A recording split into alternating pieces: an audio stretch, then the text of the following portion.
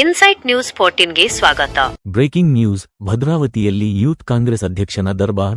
ನಮಸ್ಕಾರ ವೀಕ್ಷಕರೇ, ಭದ್ರಾವತಿಯಲ್ಲಿ ರಾಜಿ ಪಂಚಾಯಿತಿಯ ಹೆಸರಲ್ಲಿ ರಕ್ತಪಾತ ನಡೆದಿದೆ. ಸೌಜನ್ಯದ ಮಾತನ್ನಾಡಬೇಕಿದ್ದ ಯೂತ್ ಕಾಂಗ್ರೆಸ್ ಅಧ್ಯಕ್ಷನ ಸಮ್ಮುಖದಲ್ಲೇ ಮಾರಣಾಂತಿಕ ಹಲ್ಲೆ ನಡೆದ ಆಘಾತಕಾರಿ ಘಟನೆ ಬೆಳಕಿಗೆ ಬಂದಿದೆ. ಹೌದು, ಭದ್ರಾವತಿ ಯೂತ್ ಕಾಂಗ್ರೆಸ್ ಅಧ್ಯಕ್ಷ ಶಫಿ ಸೇರಿದಂತೆ ಒಟ್ಟು 8 ಜನರ ವಿರುದ್ಧ ಇದೀಗ 2 ಪ್ರತ್ಯೇಕ ಎಫ್ಐಆರ್ ದಾಖಲಾಗಿದೆ. ಅಸಲಿಗೆ ಅಲ್ಲಿ ನಡೆದಿದ್ದೇನು? ಕಿರಿಕ್ ಶುರುವಾಗಿದ್ದು ಎಲ್ಲಿ?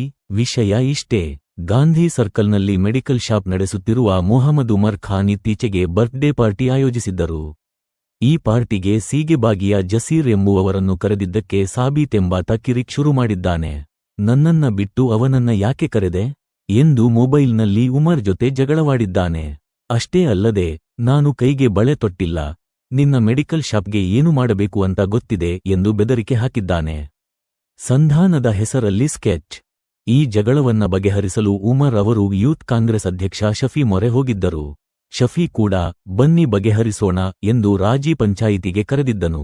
ಆದರೆ ಫೆಬ್ರವರಿ 5ರಂದು ಉಮರ್ ತನ್ನ ಸ್ನೇಹಿತರಾದ ಫೈಜ್ ಮತ್ತು ಜಿಶಾನ್ ಜೊತೆ ಹೋದಾಗ ಶಫಿ ಪ್ಲಾನ್ ಮಾಡಿ ಉಮರ್ ಸ್ನೇಹಿತರನ್ನು ದಾರಿಯಲ್ಲೇ ಇಳಿಸಿದ್ದಾನೆ.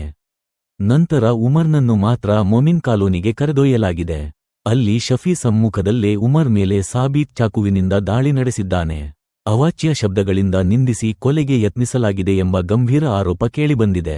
ಈ ಘಟನೆಗೆ ಸಂಬಂಧಿಸಿದಂತೆ ಭದ್ರಾವತಿ ಹಳೆನಗರ ಮತ್ತು ಹೊಸಮನೆ ಪೊಲೀಸ್ ಠಾಣೆಯಲ್ಲಿ ಶಫಿ, ಸಾಬೀತ್, ಯಾಸೀನ್, ಜಾವಿದ್ ಸೇರಿದಂತೆ 8 ಜನರ ವಿರುದ್ಧ ಪ್ರಕರಣ ದಾಖಲಾಗಿದೆ.